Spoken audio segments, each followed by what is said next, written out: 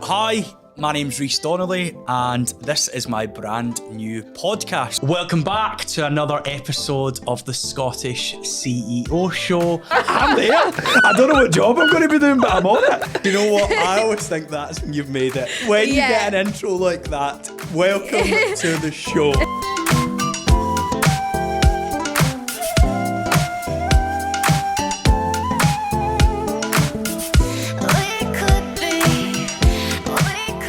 Hello, I'm Rhys Donnelly and this is the Scottish CEO Show.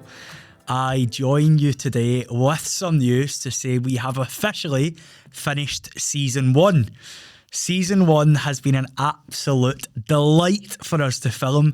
We filmed 8 episodes with brilliant guests and we have learned a hell of a lot about the podcast world. This podcast is all about sharing business advice, talking about tips and talking about those most important mess-ups, make-ups that make us all CEOs.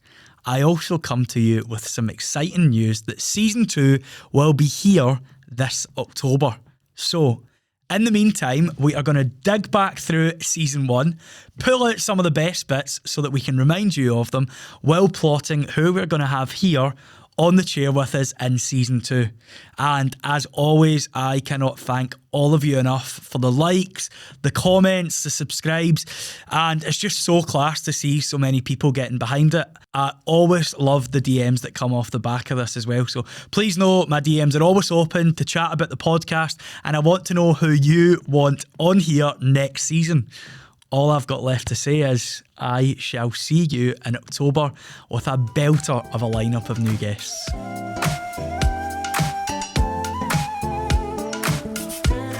Today we are going to dig deep through those episodes and cherry pick some of the best moments. Now, one of my favourite episodes that I have to start with is Chloe Ferns. Her energy is just so infectious. Everything Chloe says, I would take as gospel. And I just remember at the end of that episode, Chloe mentioned 3 pieces of advice she would give to herself. And I'm going to insert it now.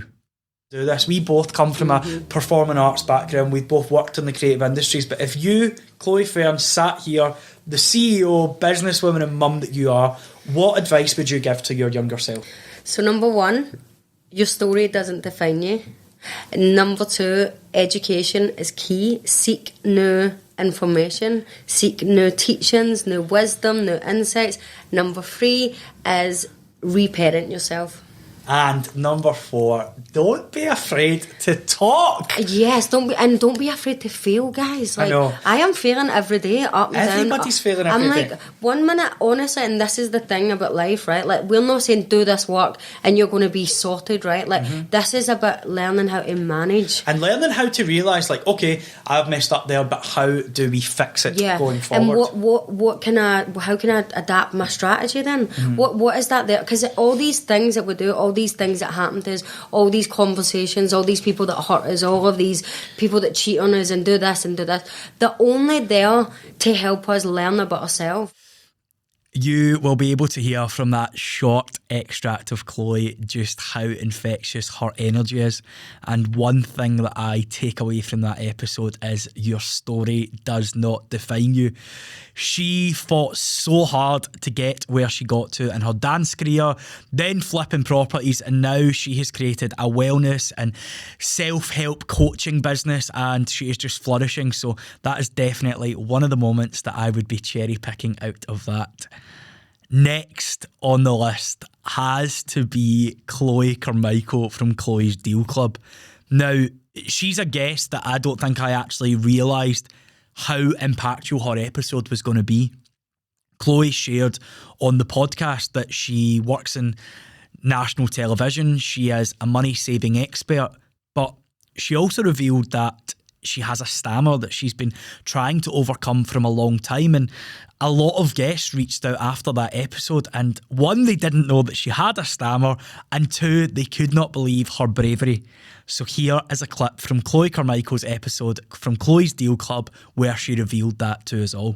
I went to speech language therapy as a kid. I didn't find it helped me. I think the only thing that stuck to me in it is they said there's no cure for this. And instantly I was like, if there's no cure, there is no point coming to this. That's just kind of, obviously I think looking back, I needed a lot more support than what I was getting.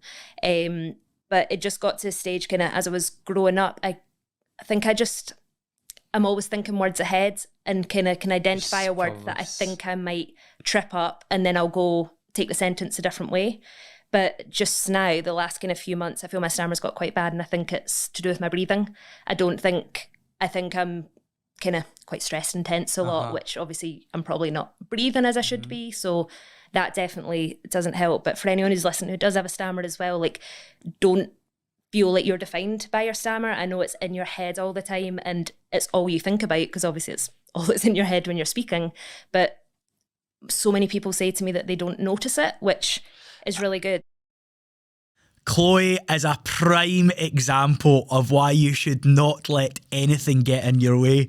She talks about standing on this morning's set with Alison Hammond, Dermot O'Leary, and how all of her insecurities were just put on hold. For me, Chloe is just one of my favourite content creators out there, and I look forward to bringing her back on this sofa within the next couple of months because she is just an absolute delight. If you don't follow her, then you must follow her. And finally, my favourite moment of the season and your favourite moment of the season, the moment that made us go viral with over 250,000 views, has to be Sophie Graffia.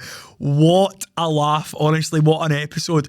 Her story is just mental, and I just think for someone that had such an idea, she didn't understand how big it was going to be, to now see her successfully with 3 books doing what she's doing and just taking over the Scottish scene. I was just so honoured to have her on the sofa.